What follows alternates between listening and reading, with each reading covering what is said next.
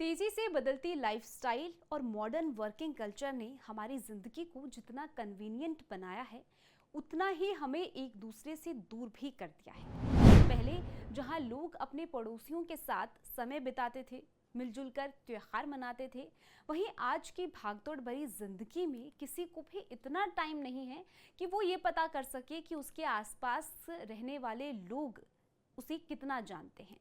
Office की deadline हो, social media पर समय बिताना हो या फिर स्ट्रगल्स हो, हमें कहीं ना कहीं इन सभी चीज़ों ने अकेला कर दिया है।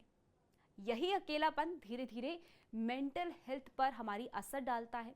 जब किसी के पास अपनी बात कहने वाला, सुनने वाला या फिर इमोशनल सपोर्ट देने वाला कोई नहीं होता है, तो उनका मन अंदर से ही टूटने लगता है।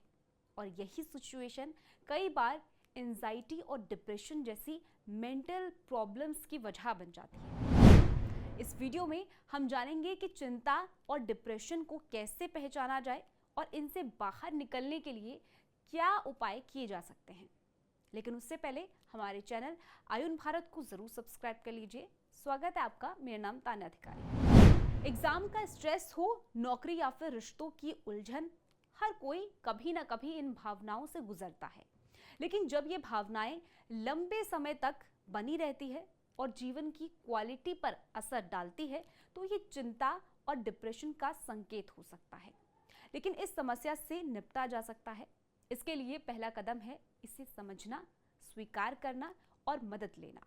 तो चलिए सबसे पहले जानते हैं कि चिंता और डिप्रेशन को पहचाना कैसे जाए।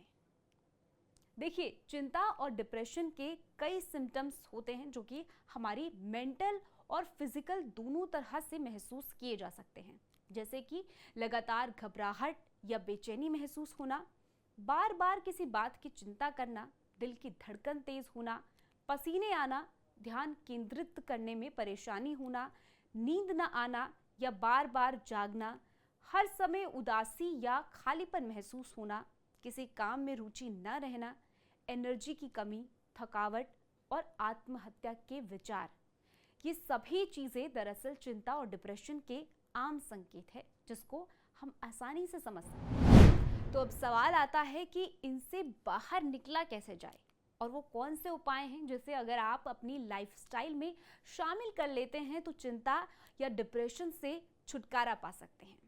चलिए एक एक कर वो भी जान लेते हैं। खुद को समझें और ये माने कि दुख और तनाव होना आम बात है। ध्यान रहे, हर भावना को स्वीकार करना मानसिक सेहत के लिए पहला कदम है। नियमित समय पर उठना, खाना और सोना आपके मेंटल बैलेंस को बनाए रखने में मदद करता है।